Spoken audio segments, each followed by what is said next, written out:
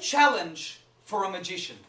Not just the challenge to make sure that the trick works out well and that the audience are happy, rather a spiritual challenge, the challenge of modesty.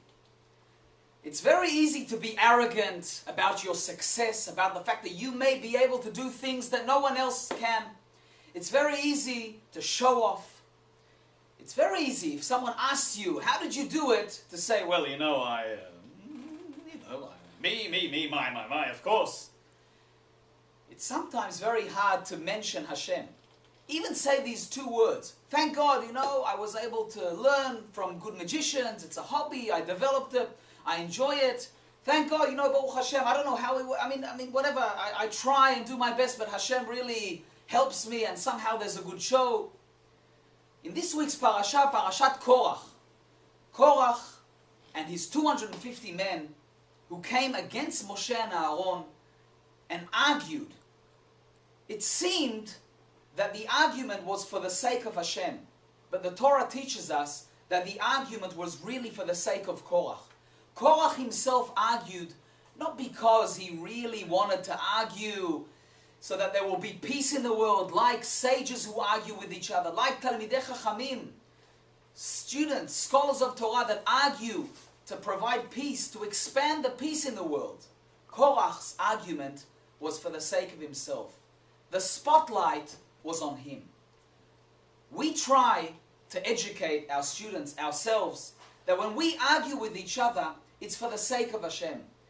The spotlight is not on us. It's not that we need to now say the last statement. We need to feel good about ourselves. We're fighting.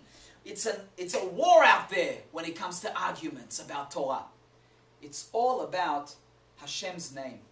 We expand and enlarge Hashem's name by arguing while intending and moving all our intentions towards God.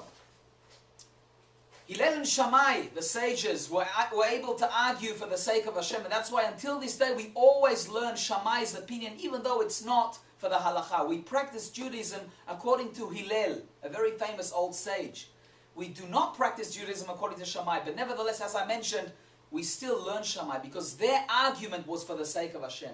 While they were arguing, and there may have been difficult arguments between them, still, they remembered that the spotlight was on Hashem.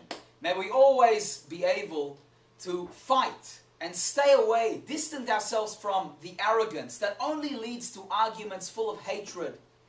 May we always be able to fulfill ourselves with love, with peace, with good intention, and with compassion to one another, leading to arguments that will bring great results to all Am Yisrael all over the world.